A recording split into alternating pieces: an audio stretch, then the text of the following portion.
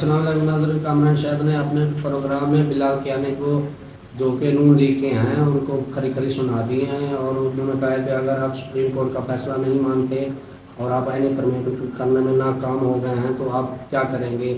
सुनते हैं बिलाल कियानी क्या कह रहे हैं। यानी साहब, आप एग्री करते हैं कि फैसला इंप्लीमेंट ना हो तबाही हो जाएगी, या आप कहते हैं कि फैसला इंप्लीमेंट हो गया तो आपकी हुकूमत की तबाही हो जाएगी? किस तरह देखते हैं? नहीं, देखिए, मेरा ख्याल है कि इलेक्शन कमीशन की ये जिम्मेदारी है कि सुप्रीम कोर्ट का फैसला भी देखे, मौजूदा आइन और कवानीन भी देखे, स्पीकर नेशनल असम्बली का लेटर भी देखे। और जी इलेक्शन कमीशन ही कॉन्स्टिट्यूशनल बॉडी है ना जी, उसमें सुप्रीम कोर्ट का फैसला भी है, मगर पार्लियामेंट की तरफ से speaker of the national assembly की तरफ से कस्टोडियन ऑफ द हाउस एक लेटर भी है जिसके अंदर एक अमेंडमेंट का भी जिक्र है और उसके अंदर एक लीगल ओपिनियन का भी। आप बड़ी इंटरेस्टिंग बात कह रहे हैं। आप कह रहे हैं कि सुप्रीम कोर्ट ने ये फैसला दिया इलेक्शन कमीशन को कि इसको इम्प्लीमेंट करो, लेकिन इलेक्शन कमीशन की मर्जी है वो देखे कि इम्प्लीमेंट करना है कि नहीं करना। आप ये कह रहे हैं? नहीं कामरान साहब, मैं हरगिज़ ये नहीं सर, क्या कह रहा हूँ। असल मुझे लगता है कि शायद या तो वो मैं लेटर पढ़ दूँ सर आपको सुनाई वो जा रहा है जो आप जिस तरह सुनना चाह रहे हैं।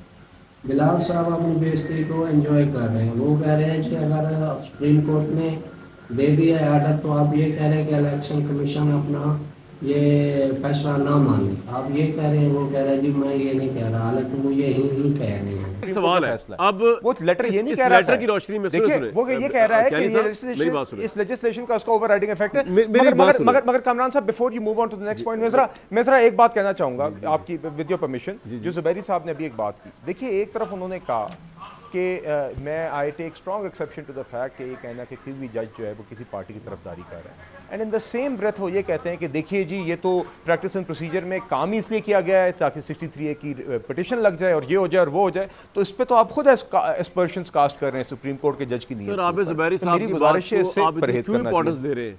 आप मेरा सवाल तो सुनो। आप जुबैरी साहब बेचारे जो है अभी बोल बाल के चले जाएंगे, इनके कहने से थोड़ी फैसला इंप्लीमेंट हो जाना है। ये भी इधर ही, हम भी इधर ही हैं, और मुर्जा सोलंकी साहब भी इधर ही है। मेरा एक पॉइंट सुन लें आप। कियानी साहब, मुझे ये बताइए कि आपने वजह फरमाया कि जी वो रेजोल्यूशन वो तरमीम आ गई और वो बड़ा शदोमद में बैठ गया इलेक्शन कमीशन, बड़ा परेशान है कि उनसे कोई गलती ना हो जाए आइन की इंटरप्रिटेशन की, नए जो एक्ट पास किया आपने उसकी रोशनी में। लेकिन उन्होंने उसके बाद सुप्रीम कोर्ट से दोबारा रहनुमाई जब मांगी तो जो रहनुमाई दोबारा आई उसमें भी सुप्रीम कोर्ट के अक्सरियती जजेस ने कहा कि जी आप छोड़े इस बात को, जो पास हुआ पास नहीं हुआ, ये फैसला इंप्लीमेंट करें। अब आप क्या मशवरा देंगे इलेक्शन कमीशन ऑफ पाकिस्तान को कि फैसला इंप्लीमेंट सुप्रीम कोर्ट की मंशा पे करें या ना करें, गिवन द फैक्ट आज जो आप असूल तय कर रहे हैं ना, कल वो भी आपको ही भुगतना पड़ेगा, आपको एज अ पॉलिटिकल एंटिटी? नहीं, देखिए मैं आपको बताऊं कामरान साहब, इसका आइडियल हल क्या है। मेरे नज़दीक जो रीराइटिंग ऑफ कॉन्स्टिट्यूशन इस जजमेंट में हुई है वो रिव्यू पिटिशन सुप्रीम कोर्ट को खुद ही सुन के, उसके अंदर इलेक्शन कमीशन को भी बतौर फरीक, हुकूमत को भी बतौर फरीक सुन के आइन के मुताबिक उनको फैसला करना चाहिए उस रिव्यू पिटिशन का। जितनी ताख़ीर इस डिटेल्ड ऑर्डर को नशर करने में की गई है, लिखने में की गई है, इतनी ताख़ीर अब ये रिव्यू पिटिशन को लगाने में ना करें। ये खुद भी इस क्राइसिस को और मैं हैरान हूँ, वो कह रहे हैं रिव्यू पिटिशन पे आइन के मुताबिक फैसला करें।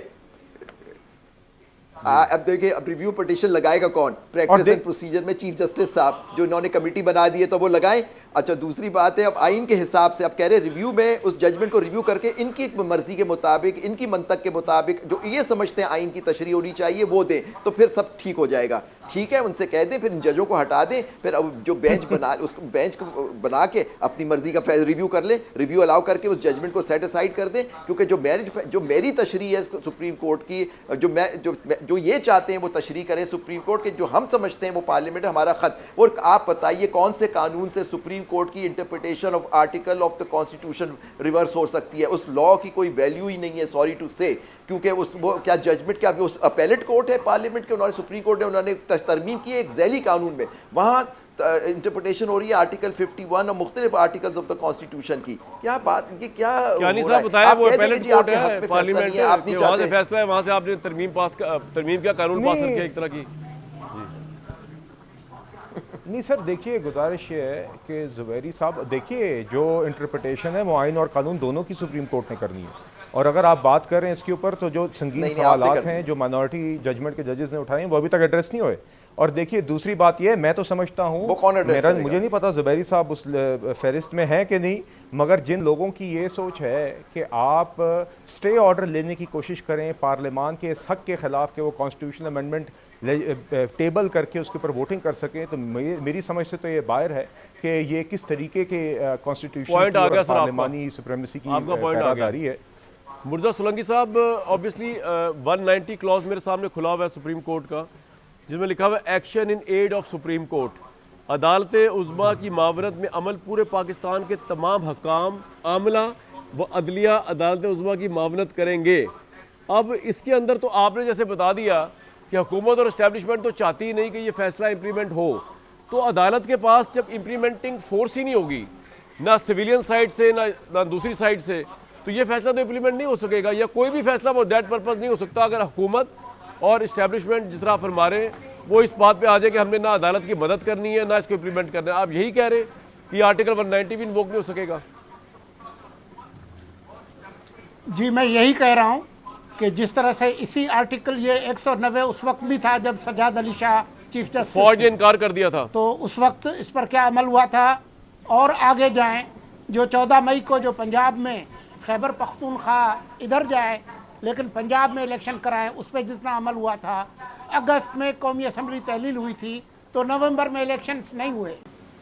جی تو ناظرین ہم نے سن لی ہے ساری کو گفتگو بلال اظہر کیانی صاحب کی، سولنگی صاحب کی اور زبیری صاحب کی۔ نون لیگ ویسے ہر ڈرمی پہ برقرار ہی ہے، وہ تو کبھی نہیں چاہتی کہ سپریم کورٹ کا یہ فیصلہ جو اس پہ عمل درآمد عمل کیا جائے۔ الیکشن کمیشن اسپیکر صاحب نے ایاز صادق صاحب نے ویسے لیٹر بھی لکھ لیا ہے کہ آپ اس پہ عمل نہ کریں، آپ دیکھتے ہیں آگے کیا ہوتا ہے۔